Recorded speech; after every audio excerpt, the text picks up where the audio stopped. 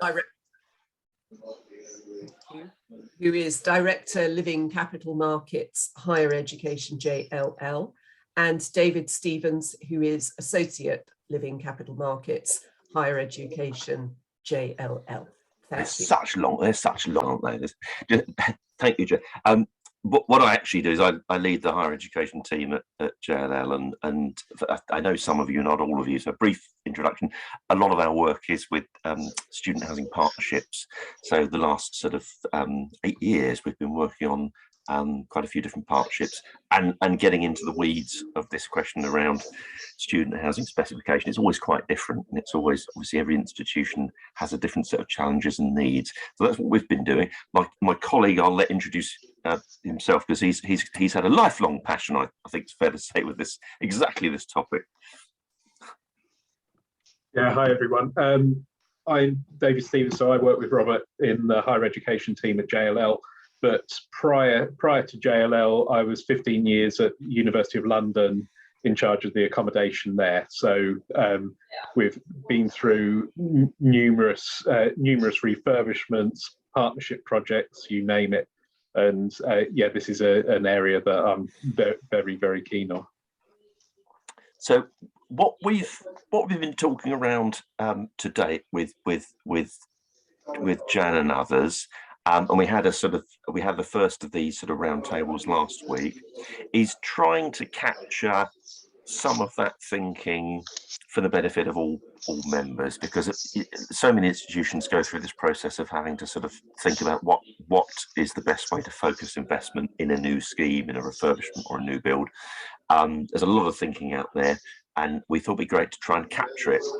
So what we've done so far is had a think about how we can best structure a survey. So someone's not on mute. I can hear lots of. It's probably not someone on camera. Looks like everyone's. That's better. Sorry, someone's in a busy office. We've tried to think about how we can structure the survey to best capture that and avoid survey fatigue. So make it sort of as focused as possible, but still done in a way that brings out some useful stuff for members. So we sent around some which you might have had a chance to look at. I'll share it on the screen now, which just tries to capture on one page what we've been talking about to date, and about how we can achieve this. So hold on a second while I share my screen. Hopefully you can see that, and if I make that full screen, great. Can you all see that? Fantastic. So what we've got here, on the left, the red text box is the sort of structure of the information you've been sent so far around what we're trying to do. So hopefully you've seen that. And then what else we've tried to do, and I'll go through this in a bit more detail, is at the bottom in the sort of the tan box, list out some of the elements that we would like to try to cover in the survey. There may well be more. I'm sure there are others that we can come on to those, and you suggest anything we may have missed. You'll see that the list there is we've really tried to focus on the student facing elements of a specification, things that are going to make a difference in terms of how they're interacting. So we're not proposing to go into all the behind the scenes mechanical and electrical services and start talking in too much depth around types of door entry system or types of air handling unit. I think we can go too far on that. So it's really to do with the things that that are student facing. And then at the top we've listed out some of the sort of the big questions that we would like to sort of try to cover through designing this survey. So I'll sort of take you through that in a minute, but really what it'd be great to do once I've just sort of briefly introduced this is get your own thoughts around what you would find helpful from a survey of this kind, so we can make sure we tailor it properly, and any insight you've got into sort of the scope of it or the questions that are on your mind that you'd like to get out of it. So just to sort of talk through some of the questions that we think are worth asking. I think the big thing that we're trying to do here is to try to tap into where each member has been on a bit of a learning curve here, and it's moving it beyond subjective preference onto things that you've tried and tested. So we don't necessarily want to sort of do a survey and find it coming back with, well, 60% of everyone likes this sort of shower unit and 40% like a wet room. It'll be interesting, but it may be limited use unless there's a story behind it. So what we want to try and sort of find out is, well, what have you tried things that haven't worked? And if so, have you alighted on a solution that you think work? Why does it work? And what can be shared to sort of help others to short circuit that journey of discovery and trial and error and perhaps getting things wrong. And the next point is around, well, has that been evidenced by student feedback? What have you heard from students that that can help us, everyone guide what works and what doesn't? I think that's the important thing here, because of course, with these sorts of projects, everyone's reliant on a design team, often led by an architect, and of course they'll be coming back with they'll be inputting into projects with all the experience they have, but often what they can't bring and you can is that feedback and that sort of that feedback loop from students, and that sort of post-occupancy evaluation that really puts these good ideas to the test. So those are the big questions. Just to quickly run through some of the others, we're interested in, well, which bits do you think are absolutely critical for functional suitability and things that you've got to get right in order to make them work? And there might be some things that are just more about subjective design, still important, but they might be a question of taste rather than what works and what doesn't. The other one, the next point, I think is very important, which is obviously we talk about the student experience, and this is all about the student experience, but of course students are not a homogenous bunch. They have very different needs. So I think we're interested in saying, well, are there certain cohorts for which some things are really important and others don't particularly matter? Obviously, we'll all be familiar with accessibility, and clearly that's a thing that's enshrined in design standards, building regulations. But I think there'll be other cohorts that perhaps aren't as well catered for in terms of building regs and those kinds of things. Neurodivergence is obviously an emerging area of awareness which the regs haven't really caught up with yet. So we're interested to hear that. Size, and I'm talking about size of students. Clearly, if you've got a 6'2" student, you're going to have a different view on what kind of bed works than others. Art students is another one we've spoken to many institutions about, who will have certain needs in terms of space to do whatever art it is that they are learning. So there's other sort of cohorts that we're interested in sort of picking out to say, do we have some specific needs there? The next one is about institutional feel, because we think there's an interesting balance and challenge to be had about, well, how far do you specify things that are robust and are going to last? And does that mean that they are going to have an institutional feel? I think we're really interested in hearing from institutions that have got that right and have got something that will last, that won't start looking sad or falling over or apart after a few years, but still creates that atmosphere, that sort of perhaps that homely atmosphere that you're striving for. The next one is a sticky one. It's about, well, how much money is there to do this? And we recognise that in a lot of the design, build, finance, operate type partnerships that David and I have been working on, there's a completely ring-fenced fund that's set out at the very start of a project to cope with life cycle, to cope with replacement and refurbishment.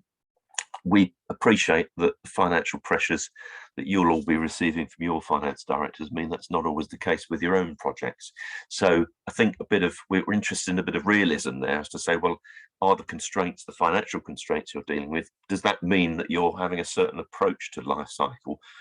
Is it the right one? Or perhaps would you in an ideal world argue for a different way of looking at things? We're also interested in commercial letting, and the simple question we've put there is, well, if you are going to commercially let a room over summer, is it the same room? Do you need to think about certain things that don't work for non-students that need to be accommodated? Or have you, in trying to do that, tried to strive for something that actually works well for students and well for conference guests, visitors, etc.? Is there a good balance there? We've also thought of, as well as thinking of what elements, we're also quite interested to hear, as when we do this survey, well, what's important and what's not, and perhaps that's some sort of ranking we could do. What is more important to students now? The desk is one that we sort of we started talking about as one that might be different, and now that so much learning is online, what is the student using a desk for now? Is it study? Is it storage? Is it for other things? And if so, what should we be specifying to get that right and provide something that works for as many people as possible? And lastly on that list, it's always a head scratcher. How do you best make that use of the dead space in rooms, particularly the sort of the bed as you come in between the bedroom proper and the sort of the ensuite corridor, we sometimes call it. What can you do there to sort of make use of that and other places that otherwise might be a bit fallow? So I shall stop there. I'll leave that up for a bit to provoke debate, but I'll throw it open to everyone to just sort of chip in with any questions, thoughts, or observations. Jen will pick people if you're all shy. I'm sure you're not shy. You're being very diplomatic and polite.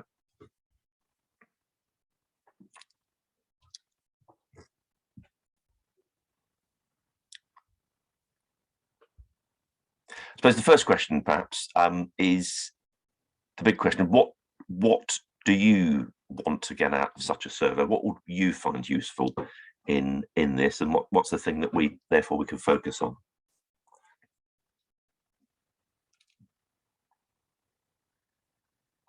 I'll stop sharing so we can all stare at each other. This will be a bit more personable in these Zoom times.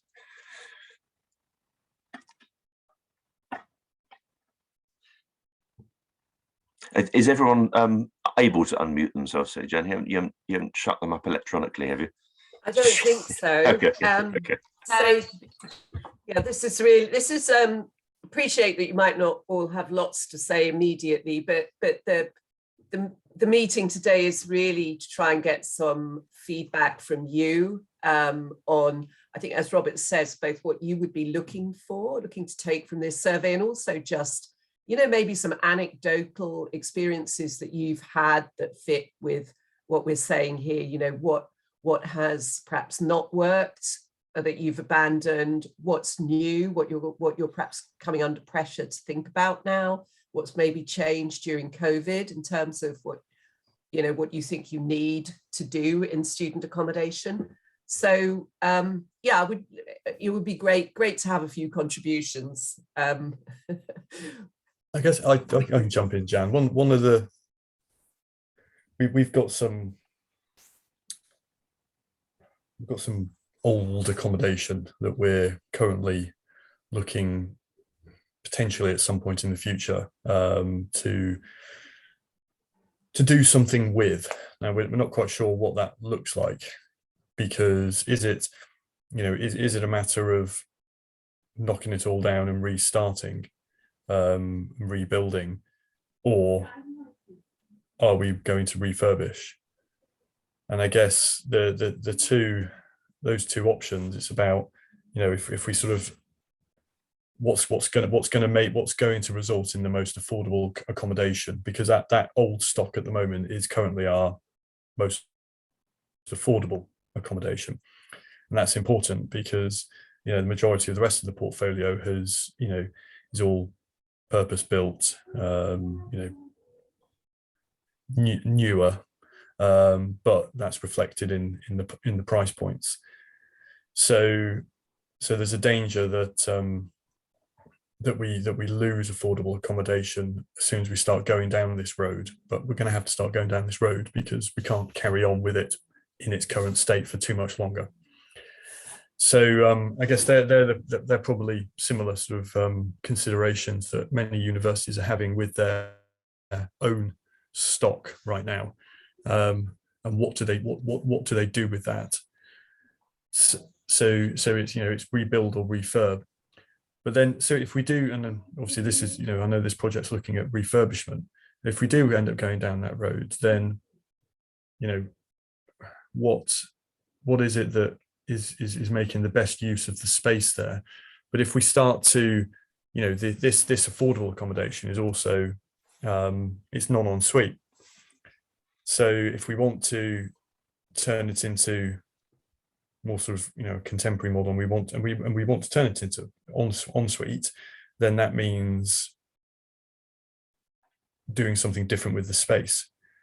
You know, if we want to start changing, you know, some of the questions there were around communal space over bedroom space. You know, if we want to start creating more communal space to make it more sort of contemporary and in line with the sort of the newer PBSA, where there's, you know, where there are sort of study rooms and there are, you know, communal kitchens and, you know, different types of communal spaces, then again that means that you have to start knocking down walls. And what does that mean? So yeah, that's a really good point, Robin, and it's probably worth saying that the question of, certainly, you know, one of the questions you raised, whether to refurbish or new build, and is a building sort of, has it got life in it to sort of do what you need? That is such a big question, a specific one that I think is so specific to an institution and to a building, in the context of what else you've got in your portfolio and what the demands from the students are. I don't think we obviously we won't be able to address that in here, but I think what I'd like to do is make sure that we do it in a way that gives some insight into specification, whether you're talking about a new build or refurbishment, and whether you're talking about an ensuite or a standard room. So there'll be some elements that we can pick out that I think help in all those situations. They don't necessarily answer the question of which is the right thing to do, because I think that's got to be a very specific study rather than a sort of survey. Do you think that's the right approach we should be taking to sort of satisfy all that? Yeah, I think obviously the point of this study is specific around refurbishment.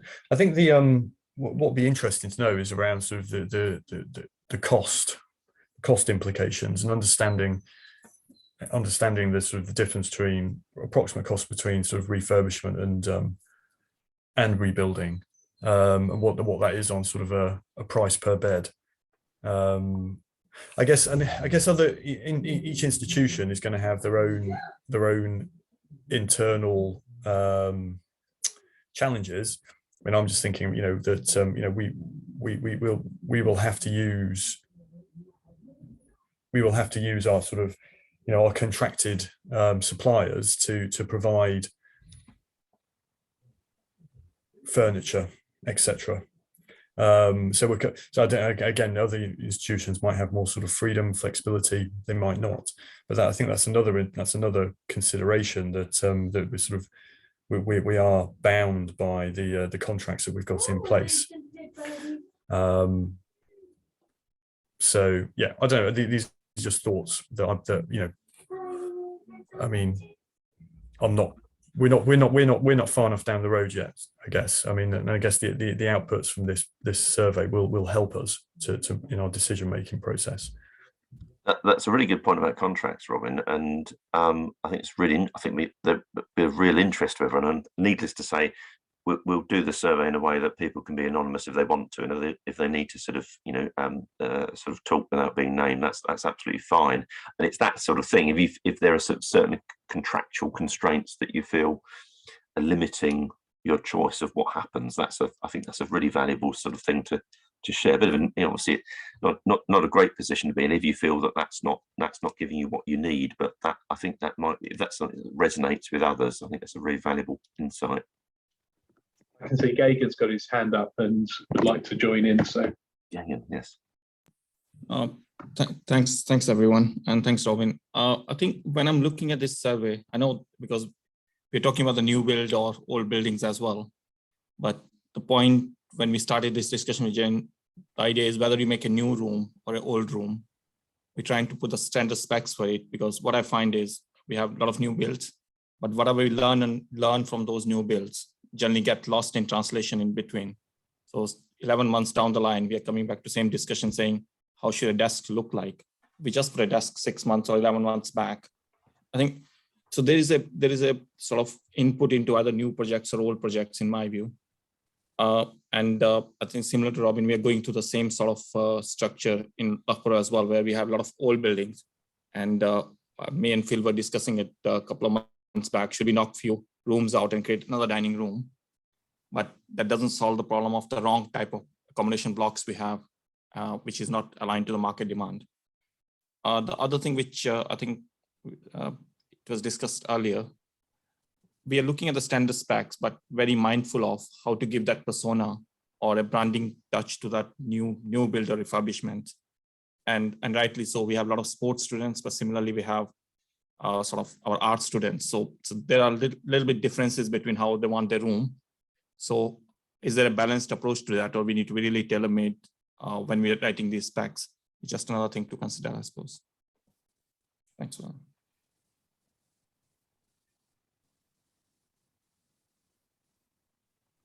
Is there an issue around sustainability here? Is there ever a time when you would say, actually, we should stick with the old building and not pull down and rebuild? And do people think that maybe in future that will be more of a consideration? Can I just chip in, Jen? Yes, sustainability will be part of it, but so we're looking at the older buildings. I don't think that's part of within scope of this project. So we're looking at whether we make a new building or just clad the old building with a new sort of cladding. But that goes into area. But in terms of recycling, so what happens to old mattress? What happened to old furniture? Can we, if the mechanism broke, can we upholster furniture rather than throwing it? Yes, those might be part of our costing methodology going forward. Is there an ideal situation in the market? I don't think so. I mean, we have done both. We have repaired old chairs and they're broken down in 6 months because the mechanism is quite poor. Mattresses, I mean, is there a recycling facility for mattresses, which we can do as a sector or as an institution? Yes, we have some sort of things in place, but they're not to the expectation what university is going to put us on when they're looking at their sustainability credentials. So yes, it'll be challenging, but I think that's maybe a step 2. Once we agree the spec and how we deal with the spec going forward, I think that may be a step 2 in the research. Sure. Thank you, Gagan. Mark, I see you got your hand up. Do you want to come in? A couple of points, really. I mean, sustainability, I think it's important, but it's weighing up the balance of investment and where you put the investment. So would you compromise on the finish and the FF&E inside a build in order to improve the building performance? It's a tough one when you've got a fixed amount of budget to improve things. But in terms of the study, I think other things I'd be interested in terms of what's driving the change. So if you're on campus or off campus provision, are you looking at competition, particularly if you're off campus, and looking at their provision and seeing whether you need to match that or be equivalent in terms of the offer? There are things around accessibility. So if you're trying to adapt your existing estate, is it accessible? Do you have fully adapted spaces in the order, the ratio that you should have? And I think the final one for me is affordability. So at what point do you decide on your rents, and do you provide sort of a lower standard or a lesser standard accommodation because that provides a lower price point, or is that fair? Is that the right thing to do? Or do you address affordability in a different way? So I think it's quite an interesting sort of thing going on there as well. And I'd be interested to sort of get a view on how other institutions are approaching that problem.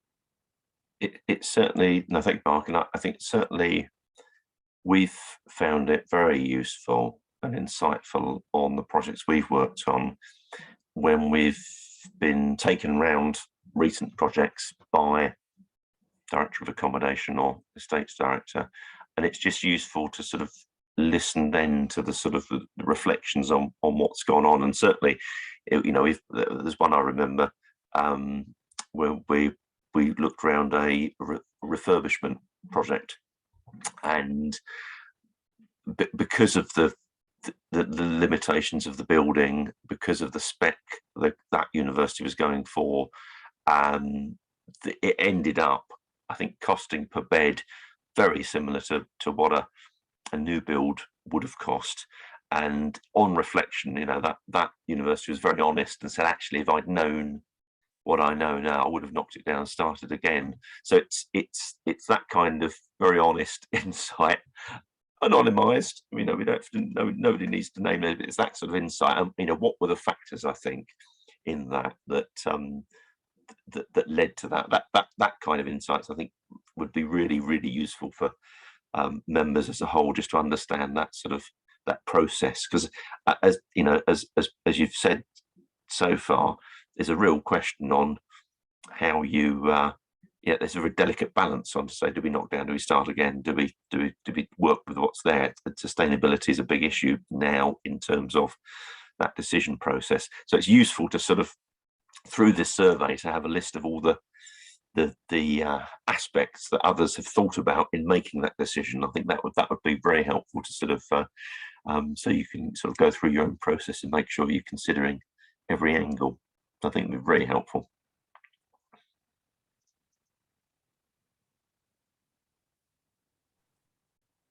On the last call, we had a couple of people asking what others thought was going to be the next big thing in student accommodation. So talking about, I think it was gyms at one point. I can't remember what the other one was, but the feeling that cinema rooms was the next yes. thing, and then study spaces, sort of informal study spaces, moving on from that.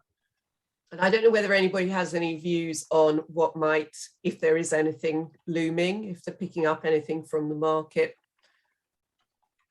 might be coming next, or are we in a phase where we're not going to change that radically? Yeah. And Jane, I'll just add to that, the short-term accommodation we discussed as well last time, because there was, with a lot of hybrid learning and part-time courses and stuff, do we have enough short-term accommodation institutions? And that was another question flagged last time. Yeah, I think on the short term thing, we put a question in about sort of commercial letting, but short term is a similar aspect. And I think what we're sort of really interested in is if you do have a clear market for that kind of accommodation, does that influence the specification to move it to a slightly different route than you would do if it was a standard? I'm going to throw, one of my major bugbears from when I was managing accommodation. I had a massive, I was in central London, so I had a massive commercial operation. I had guest rooms all throughout the year, and I also turned the halls into hotels over the summer. But if I had a fixed bed, to change the bed with all the linen was an absolute pain for the cleaners. Whereas if you had a movable bed, you move it away from the wall, boom, you can change a bed so much quicker. So for me, it was, oh my God, when we did the refurbishment in 2003 and put all those fixed beds in, God, I'm never going to do that again. And it's that sort of very, very individual to me, but a problem that might be similar to that other people may learn from, and other people don't care enough. And similar thing on that same vein about the fixed beds was they were made out of laminated chipboard, which when you got bed bugs, which was inevitable when you had everyone coming over to central London from goodness knows where multiple times, you were left to rip the bed out, because if you get the bed bugs actually down into the chipboard, there's nothing you can do about it.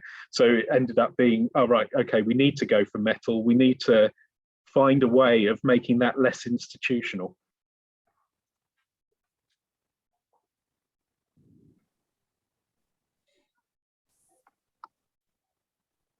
To me, that's a perfect example of something very useful for at least some members, and that is the key objective here is to support the sector by learning and understanding and saving time and reinventing the wheel.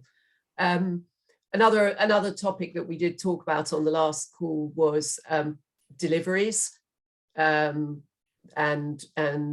smart lockers, that kind of thing, space for that, how to manage that. Is that something that people think is now going to be essential in student accommodation, or will you have it managed centrally? How are people looking at that, smart lockers and deliveries?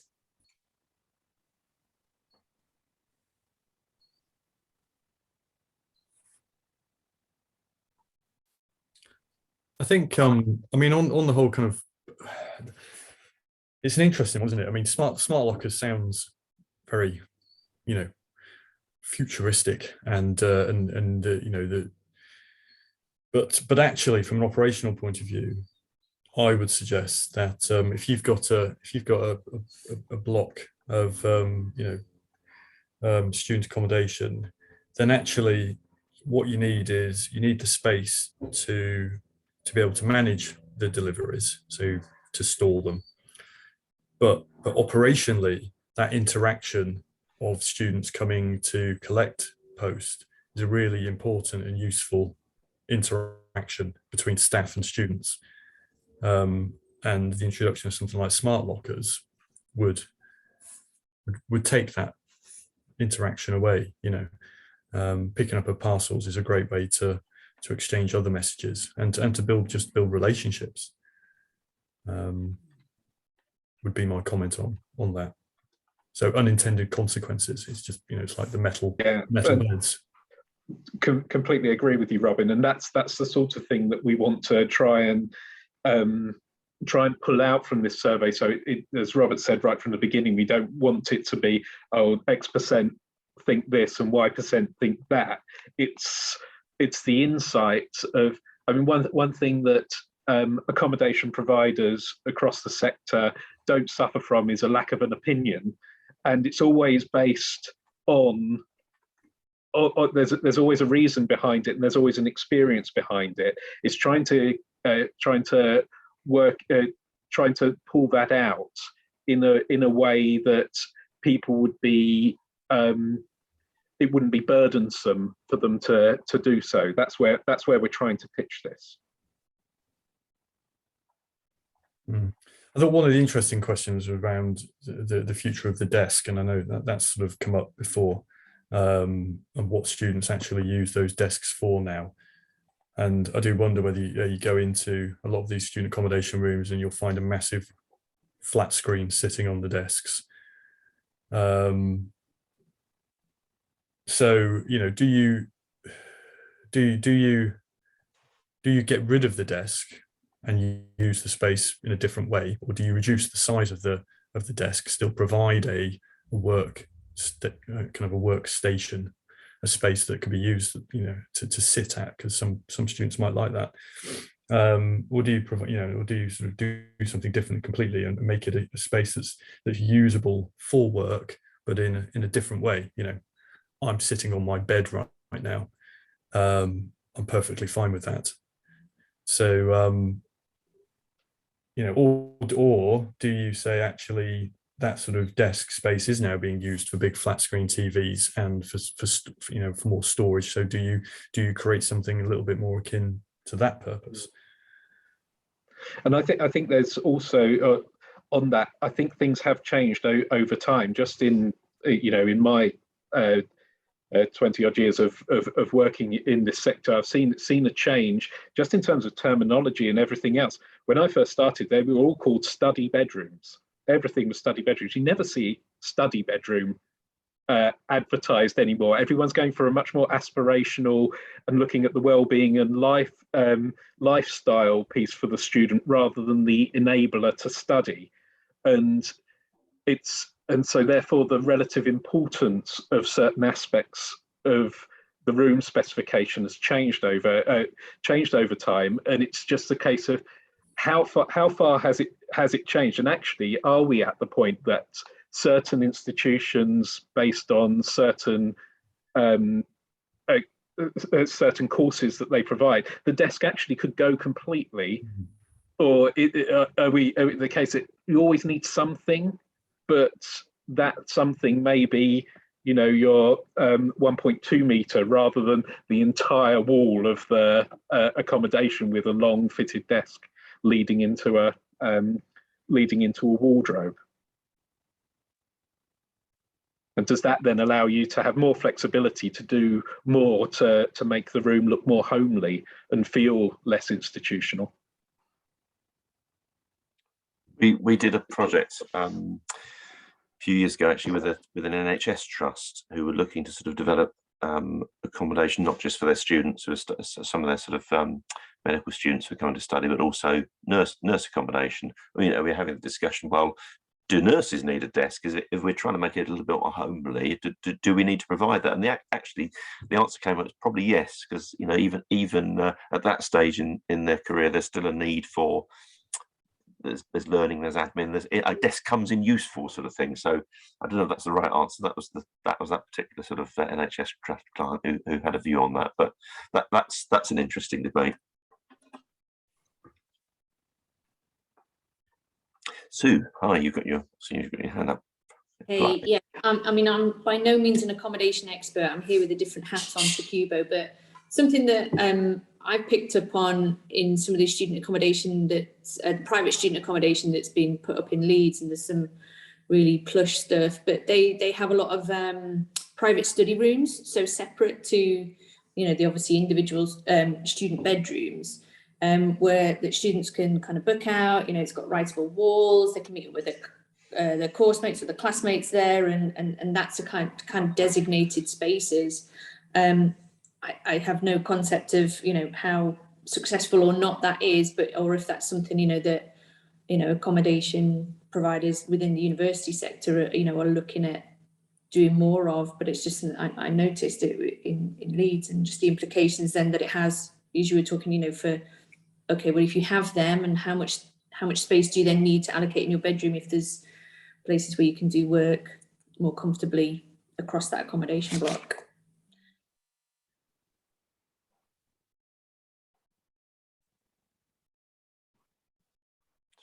Okay, do you want to come in? No, you're right, so because we're looking at the similar space as well. I mean, what we found, the booths and sort of whiteboards works very well. It's a simple investment. So part of our accommodation, we're looking for, I mean, common rooms are common room, but not get used much apart from drinking and sort of events. So we're trying to make it more useful in that sense. But there's a request from a lot of students for like common sort of study room with a bit of coffee and stuff around, so they can come with the groups. We trialed one area where we're taking the feedback and survey, which seems like if you put the booths in, you can never get them out of booths now. It's occupied for a whole day. They love them. I mean, the old style study rooms they're not using at all. So you need to have a proper seating, charging points and stuff. Yes. So that's part of our plan as well. Yeah. How many are the booths for? Sorry. No, sorry. I was just going to add what, certainly from my experience when this was happening, and from what we're dealing with other universities, is trying to look at the flexibility of certain spaces across the academic year, because you generally find right at the very beginning your social events are happening, they've got much more, but that tails off as the requirement for academic provision comes up. So how do you successfully have a space that can work at the beginning to create the communities, but then change to provide the communities for what they need all the way through the year? And that's not the same necessarily all the way through the year.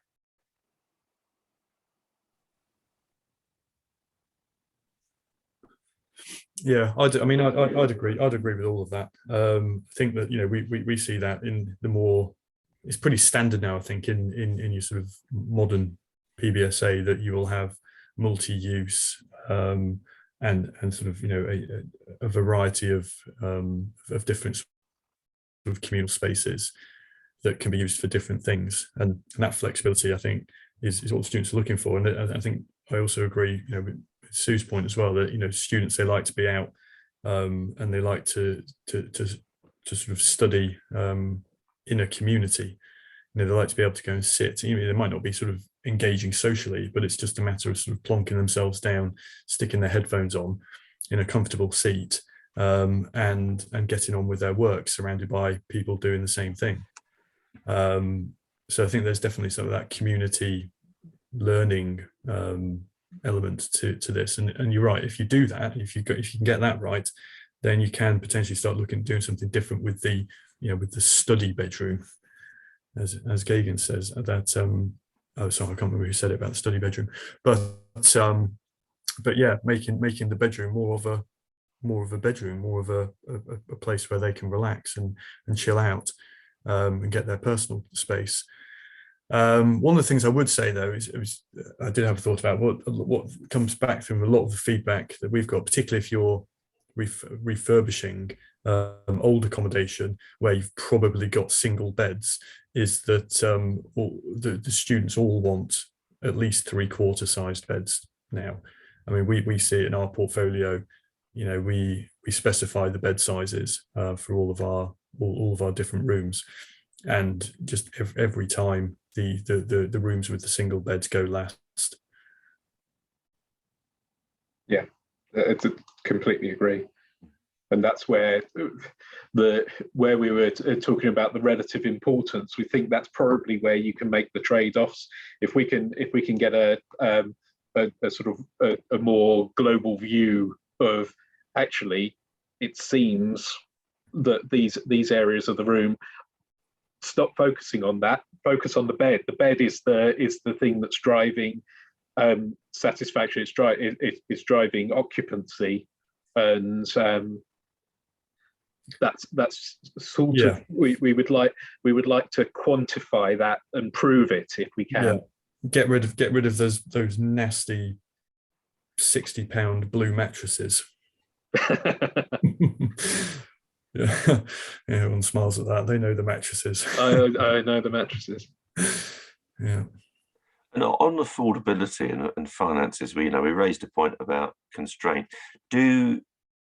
Would each of you have a different view about how you treat things like the life cycle and your approach to specifying, whether you're specifying something that's sort of quite cheap and is going to be replaced in a few years with something different? If you had a different sort of view on budgeting from whoever is holding the purse strings in your institution, do you feel constrained in your thinking? I think you certainly need to make the argument. I think mattresses are a perfect example of you can go cheap, but you've got to accept within 2 years you're going to be getting complaints about the mattresses with the springs, just thread, thin, just being uncomfortable. And I think if you're willing to sort of spend more on good quality or better quality, memory foam, that sort of more, they're actually sturdier, they'll last longer, so long as they're not sort of damaged, stained or whatever, then you have to replace them. But from a point of view of just day-to-day use, you're going to get longer term sort of value for money by doing that. But yeah, you'll definitely have to make a case for that internally, because your people sitting in finance won't necessarily understand those benefits immediately. Robin, do you notice, because in your across your portfolio, you've got a bit of a mix. You've got your own beds, you've got nominated partnership beds, and you've also got the sort of the campus living villages deal as well. Do you notice a difference between what you're specifying and what they're specifying across the piece? Yeah.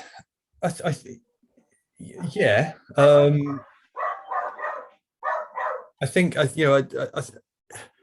people though are generally heading in the same direction at different speeds. Right. I think the mattress is a really good example. I think the mattress is I think people are now moving away from those old blue mattresses. They realize that they're not value for money, so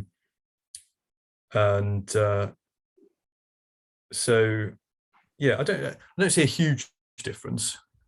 No, because where Rob and I have been wondering is about, we know that within those beds, within the private sector and indeed the partnership, there's a sort of ring fence life cycle. So you're going to be replacing your mattress every time. Whereas for universities, there's much more of an incentive, certainly from in my experience of the finance director with his red pen, of eking things out longer.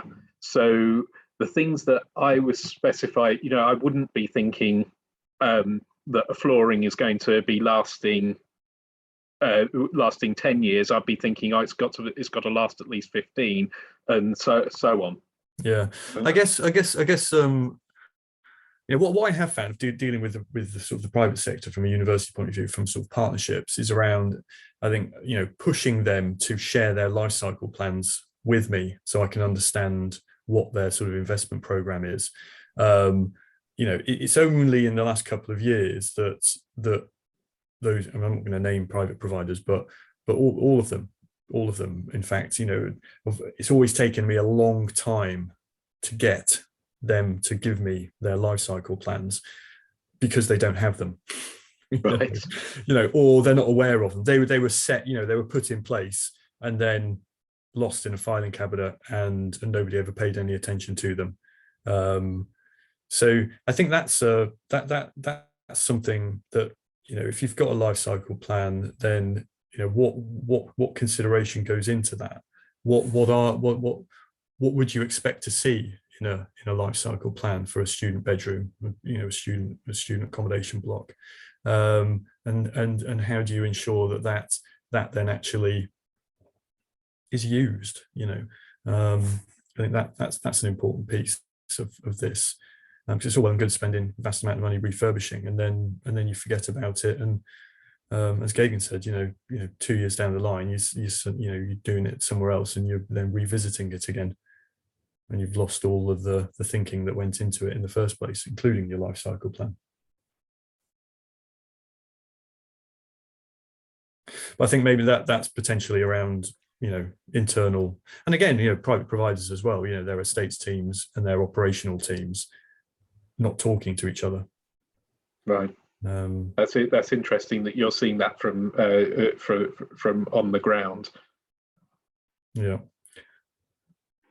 I think it's changing because a lot of these private providers now are dealing with portfolios that are starting to age.